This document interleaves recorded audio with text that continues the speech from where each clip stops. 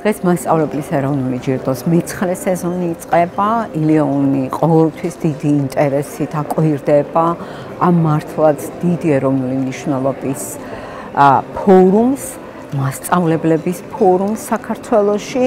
არ დარჩენილა სკოლა ყველაზე დაშორებულ თუ ახლო რეგიონებში, რომლის კარი არ შეახო ამ პროექტმა. ჩვენ მტკიცედ გვჯერა, რომ კარგი საუნივერსიტეტო განათლება წარმოუდგენელია კარგი სასკოლო განათლების გარეშე.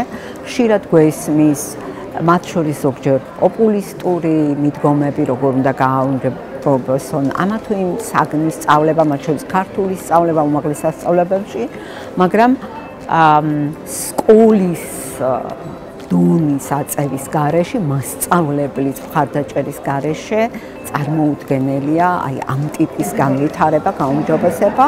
ამიტომ ილეონი როგორც ამ ფორუმის ოქროს სპონსორი დიდი ინტერესით ერთვება ამ ღონისძიებაში. წელს კონკურსი მე-9-ით ტარდება და გვიხარია და გვიამეყება, რომ ამ წლების მანძილზე ჯილდომ არაერთი საინტერესო და გამორჩეული მასწავლებელი წარმოაჩინა და გააცნო ისინი საზოგადოებას.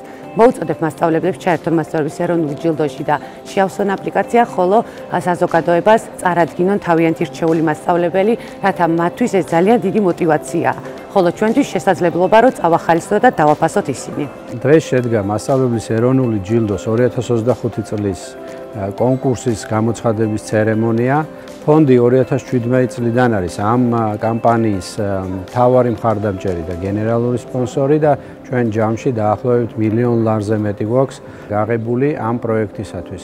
ვიმედოვნებთ, რომ წელსაც ძალიან აქტიური იქნებიან მასწავლებლები და ოქტომბერში გავიცნობთ კიდევ ერთ შესანიშნავ გამარჯვებულს. მიხარია, რომ ვარ ამ თეულის წევრიც და ამავე დროს წარმოვადგენ იმ ორგანიზაციას, რომელიც პარტნიორობას უწევს უკვე ბევრი წელია. ამ კამპანიას მოვუწოდებ ყველა მასწავლებელს, რომელიც თვლის, რომ მისი საქმიანობა არის ძალიან მნიშვნელოვანი საზოგადოებისთვის, წარადგინოს, გაბედოს და აუცილებლად წარადგინოს საკუთარი თავიც. მოვუწოდებ საზოგადოებას, მოსწავლეებს, სტუდენტებს, კოლეგებს, ვინც ხედავს, რომ მის ირგვლივ არიან მასწავლებლები, რომლების საქმიანობაც იმსახურებს დაფასებას. აუცილებლად წარადგინონ ასეთი მასწავლებლები, რათა ისინი გაიგრძნოს ფართო საზოგადოებამ და ამავე დროს ამით ერთგვარად წაახალისებენ კიდეც ახალგაზრდებს, რომ უფრო თამამად შემოვიდნენ ამ პროფესიაში.